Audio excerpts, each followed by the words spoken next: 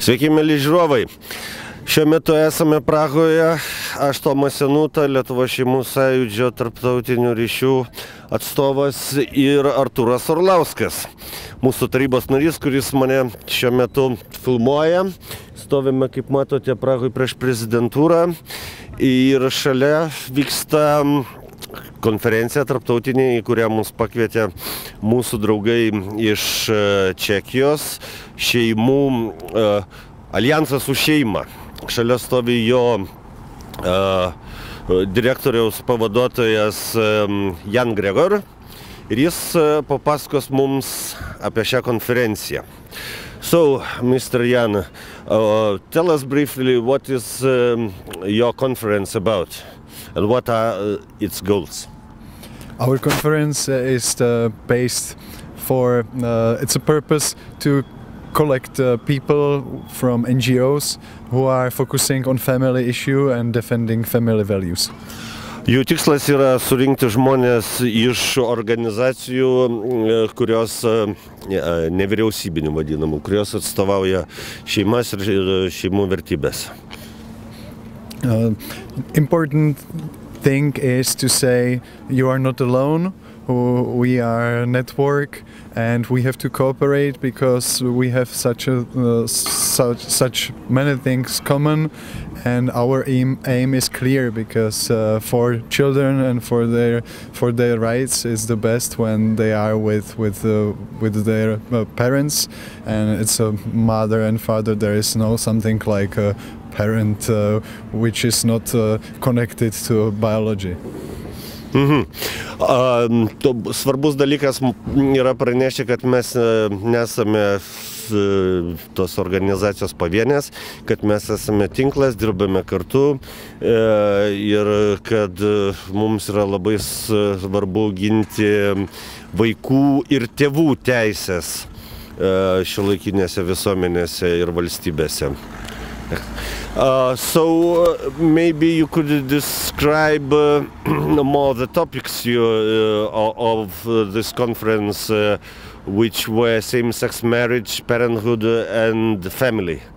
Tai yra, gal jis galėtų plačiau papasakot apie pačios temas šios konferencijos, vadinosi Europos šeimoms, ir kalba buvo apie vienalytes sąjungas, partnerystės ar santuokas ir taip pat to įtaką tėvystei bei šeimai. In whole debate about redefining marriage to same-sex marriage, we all the time are listening perspective of adults. We are just listening about rights and equality, but we didn't hear usually in this debate that children have some rights and that family and especially marriage is a root of family, and this institutional legal institution has some framework for its own purpose, and on purpose is to defend women and children. So that's important thing which we would like to focus on that, and it's the rights of child and there is just one marriage, and this marriage is man and woman. Of course, people in parliament can vote for what they want, but the marriage, which is from natural law, is just one. It's man, woman and children. Aha, taigi, šioje konferencijoje mes daug kalbėjome apie tai, kad šiais laikais daug kalbama apie suaugusių žmonių teisės kaip po tokių individų. Tačiau kažkaip pamirštama, kad ir vaikai turi savo teisės, taip pat jas turi ir tėvai. Ir mes tokiu būdu pasitardami kūrėme tam tikrą ir teisinės pagalbos sistemą, struktūrą, kuri padėtų ginti vaikus, moteris, tėvus. Nes mes sakome, kad yra vienintelė tikra šeima tarp vyro ir moters. ta branduolinė šeima. Ir nesvarbu, jeigu kažkurių šalių parlamentai ir bando tai pakeisti kažkokiais teisiniais aktais, mes vis tiek ieškosime būdų, kaip šitą poziciją apginti, kaip apginti vaikus. Okay, then you talked about the parliaments. What is the position of Czech parliament, also other ruling institutions, about these issues now in Czech Republic? In Czech Republic it's a very actual topic because we have in our Chamber of Deputies in lower house of Parliament we have a debate because there are two bills. One is constitutional definition marriage of as a union between a man and a woman, and second is bill same-sex marriage bill. So they are in same time in lower house. Like members of Chamber of Deputies, they are divided, but very interesting is that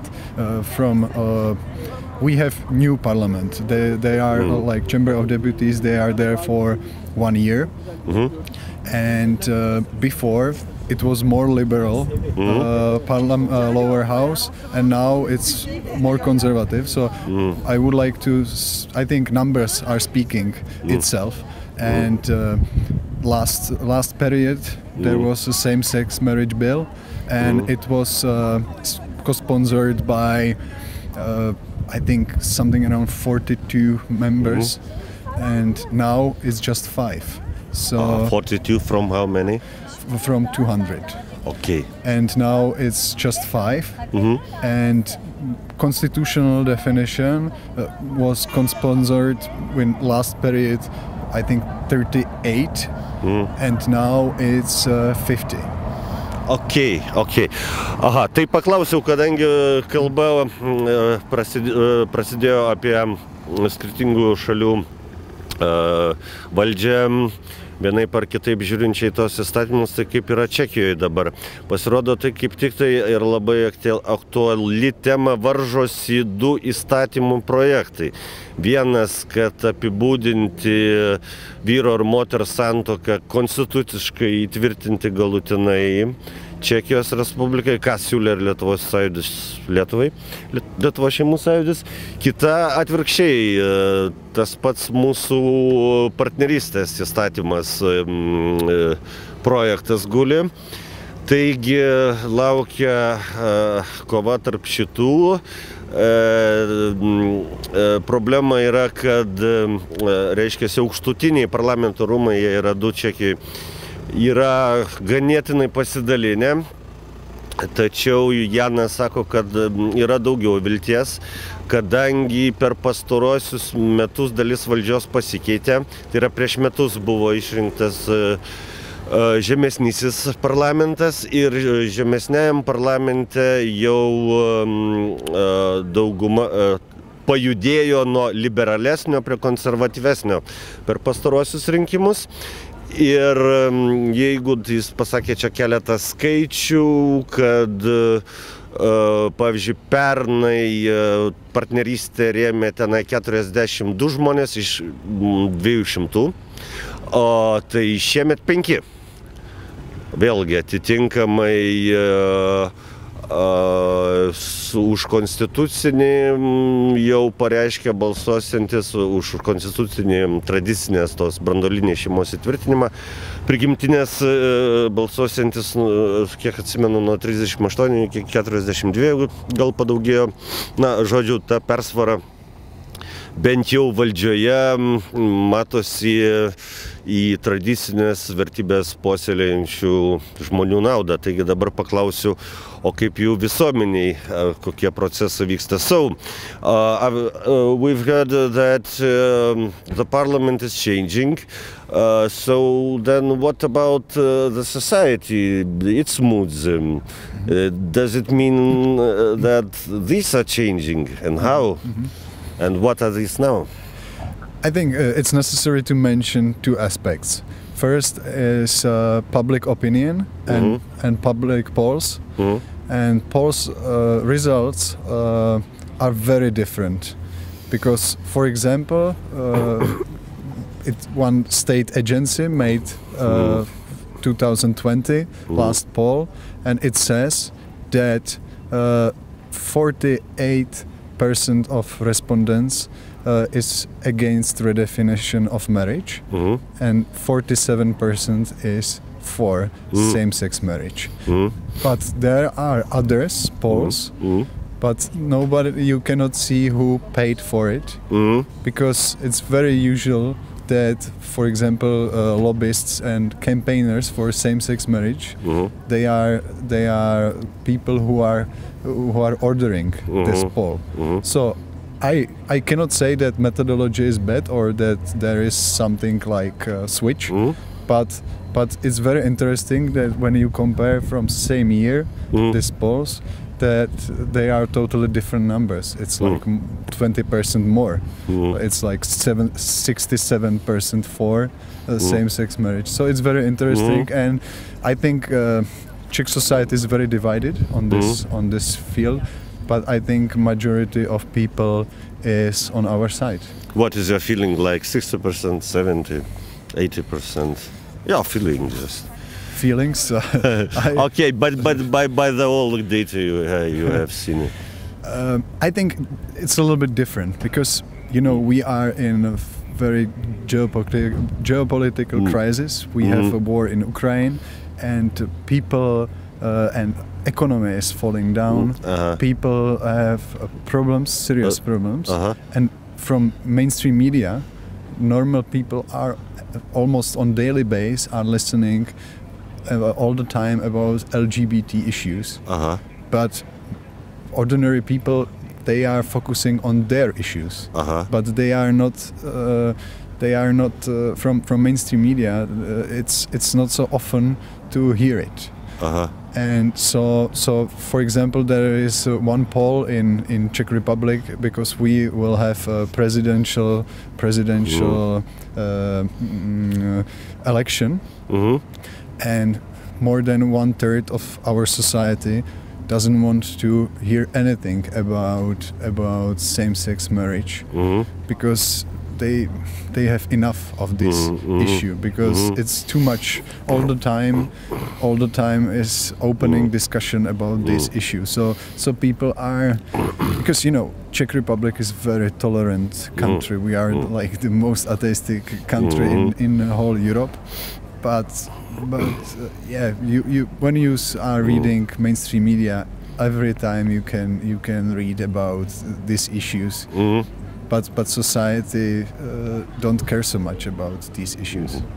Gerai, papasakosiu kiek nuo kito galo apie tai, kaip atrodo Janui Čekijos visuomenė šio klausimu. Taigi, pirmas dalykas, sako, reiktų atkreipti dėmesį, kad Čekijos visuomenė pati yra labai tolerantiška, labai pakankamai liberali. Tai viena iš labiausiai ateistinių, nereligingų visuomenių Europoje. Ir žodžiu, labai konservatyvumu jų neapkaltinsi. Tačiau jis mano, kad šiuo metu vyksta dar toks procesas, kad yra daug problemų, kaip ir pas mus, ne? Karas Europoje, kyla kainos, kyla infliacija, energetinė krizė, taip toliau. Žmonės paprasti susirūpinę šiais dalykais. Tačiau jų žiniasklaida daro tą patį, ką mūsų, bombarduoja nuo ryto iki vakaro tais LGBT klausimais. Ir sako, vienas iš įdomesnių buvo apklausų, nes kaip teisininkas jis labiau vadovaujasi apklausomis, tokia, kad prezidento rinkimai artėja, tiesiog turbūt buvo klausimas prezidento rinkimuose, trečdalis respondentų pareiškė, kad apie vienalytės partnerystės ar bet ką jie labiausiai nenori daugiau girdėti. Nusibodo tiesiog tas visas kalbėjimas kiekvieną dieną ne apie reikalus, kurie žmonėms rūpi. O šiaip ta pati problema kaip ir pas mus, jeigu bandai remtis kažkokiamis tai apklausomis oficialiomis ar kitomis, tai visur skaičiai labai išsiskiria ir negali suprasti. Ten vyriausybės atseit parodė dabar apklausa, kad 48 žmonės prieš vienalytes, 47 už, o kitas rodo vėl visiškai priešingai, tai bandžiau išklausti, kaip jis jaučia pats iš bendros atmosferos. Sako, mano, kad dauguma žmonių yra jų organizacijos, reiškiasi, mūsų tradicinių vertybių pusėje.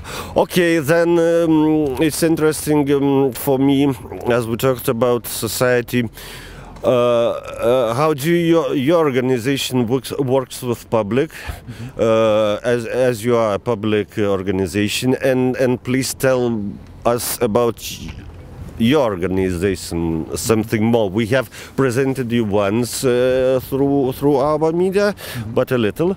So maybe you could tell us some few important things about yourself and how did you work with the Jazz Society people. We are a small NGO, but we are working from 2016 permanently to raise the voice of families in Czech Republic, and because families are at home, they are focusing on their children, so it's not a huge group which is lobbying for their purpose and for their issues. So we would like to help them with this, and it's a huge part of society. It's a huge majority of society who are living with families. So we would like to provide.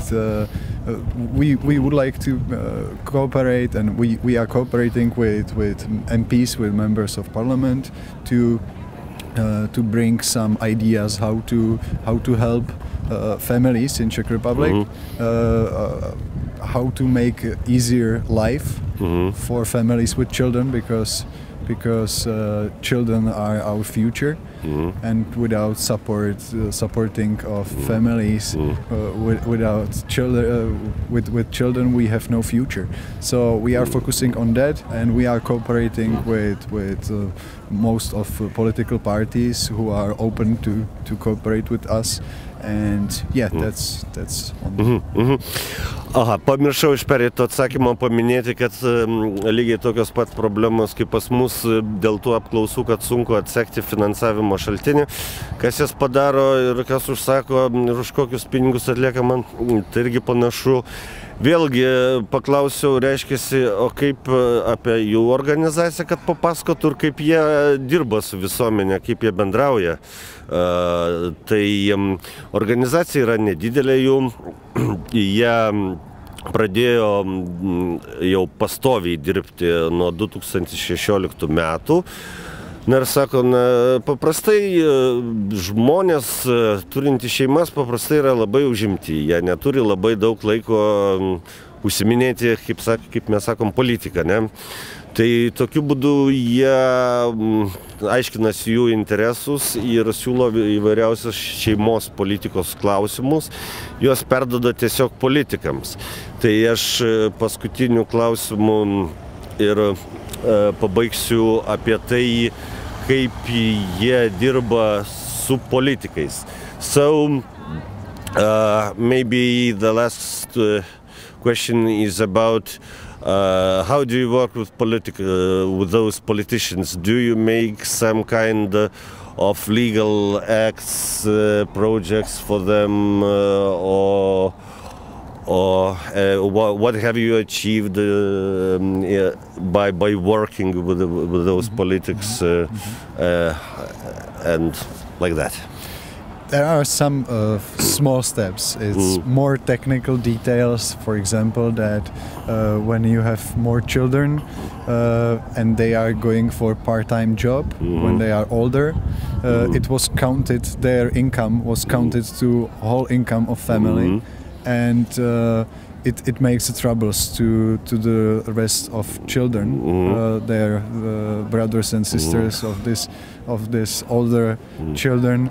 So we fix that with cooperation with MPs, and really important thing I would like to mention is that we are funded by people. We are not connected with donations or some subsidies from the European Union or state. So we are very independent. We have legitimacy from people, and that's important, and it's a great thing that we have people who are on our side, and they would like to fund what we are doing. Okay. Last question. How many countries in this conference and the main representatives, okay? Nechci to říct. Já jako země řeknu. Okay. I will say another question about Czech Republic. Taigi, dabar apie tai, kaip jie dirba labiau su politikais, ar jie ruošia įstatymų projektus, ar ką. Sako, taip, tvarkoje prisideda prie to per įvairiausias techninės detalės. Pavyzdžiui, išsiaiškino, aš aišku taip greit nepaaiškinsiu, nes aš neįsigilinęs, bet tai kažkas su pajamų perskirstimu pagal vaikų skaičių ir amžių, ir nuo to mokesčių skaičiavimų tvarka buvo nepalanki palyginus šeimoms, turinčiams daugiau vaikų, auginančias mažus vaikus, tačiau jie atrado visus, reiškiasi, nesklandumus ir su savo parlamentarais paėmė kaip visuomeninė organizacija ištaisė ir pataisė tokius dalykus. Tai, žodžiu, užsiema pačiais visokiausiais šeimos klausimais. Ir I will ask one more question because it's interesting about family policy. I've heard that Czechs have those vacations for raising children 2, 3 or 4 consecutive years. It's possible. They are still paid even less, though. Yes. Yeah, it's very just system because it's a. It's very just system, and I really appreciate, and it's a reaction to communist time and communist history, because we had nurseries for very youth and young children, and our Czech psychologist named Matějček, Professor Matějček, he found out that it's harm children when they are in very young age, divided from mother, especially mother, on the beginning. So we have parental allowance, which is for maximum is 4 years, but it's up to family which would like to decide. It's same amount of money. It's something around more than like in euros. 13,000 euros or something like that. Sorry, a bit more. Yeah. It's something more than. In case one person is on vacation, other one is working. And, yes. And state, of course, it's not so a lot of money, but there are some money, and state would like to say that